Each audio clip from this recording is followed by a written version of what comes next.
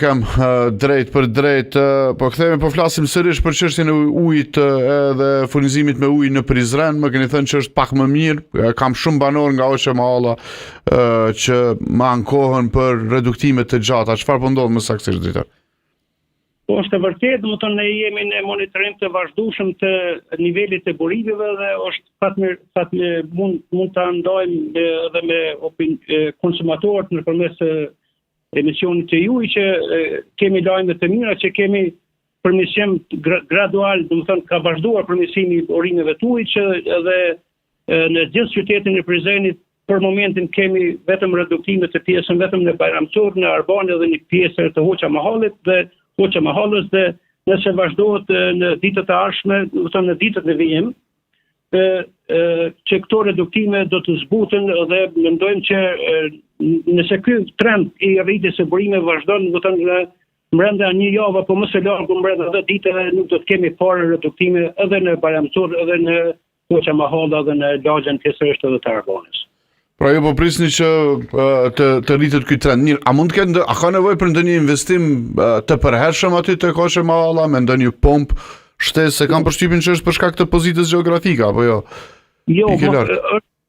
arsyeja kryesore është vetëm për shkak të nivelit të burimeve të ujit. Ne kemi marrur të gjitha masat alternative edhe kemi investuar në stacionin e pompave dhe është për momentin të gjitha anët e tjera e kanë qenë procedurale kemi përfunduar dhe nuk është çështja e pompave, sepse kemi pompat alternative, por vetëm është çështja e nivelit të burimeve.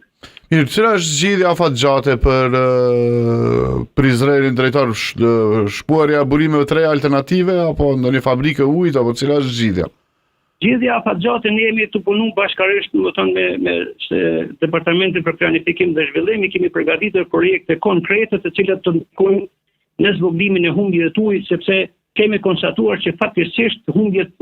jo vetëm humbjet komerciale, po humbjet teknike janë jashtëzakonisht të mëdha në Prizren, të marrë parasysh që mbas danave tona tashmë zyrtare janë mbi 134 kilometra, rrjetet tash beste që janë të më të vjetër se 50 vite, dhe kjo është një problem jashtëzakonisht i madh, është serioz në zvogëlimin e humbjeve teknike. Ne kemi bërë projekte konkrete, të cilat këtë vit natyrisht edhe me mjetet vetanake do të planifikojmë që të bëjmë investime mbi 1 milion euro, 1.200.000 euro konkretisht, por edhe jemi në bashkëpunim edhe me Kuvendin Komunal që të harmonizojmë investimet të cilat edhe Kuvendi Komunal që bashkërisht edhe me ne në zvogëlimin e humbjeve teknike. Ndërsa për problemet e afatgjate ne mendojmë që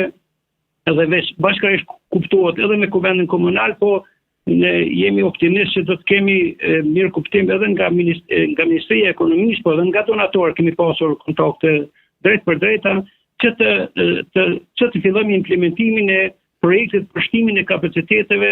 që për këtë fazë ne kemi menduar që të marrim së paku 200 litra në sekond në stacion në burimet në Vërmic dhe ku do të sigurohet për një periudhë shumë më të gjatë, më thënë si furnizim të qëndrueshëm për gjithë qytetin e Prizrenit, kur ne mendojmë që edhe me shumë aktivitete të tjera që nuk duhet më marr shumë kohë në emisionin e juaj, mendojmë që të kemi qëndrueshmëri sidomos edhe gjatë stimës së verës. E kuptoj, faleminderit shumë drejtor, kënaqësi e veçantë që u pata drejt për drejt. Ju lutem, faleminderit. Ishte drejtori i kompanisë regionale të ujësjellësit në Prizren, ka thënë që do të përmirësohet gjendja me që është rritur niveli i ujit në disa prej niveleve. Dua të kthehemi edhe një herë në Gjilan, para se shkojmë me thirrje të veçanta dhe para se ta mbyll gjithë këtë emisionin sot me një lidhje direkte nga broja e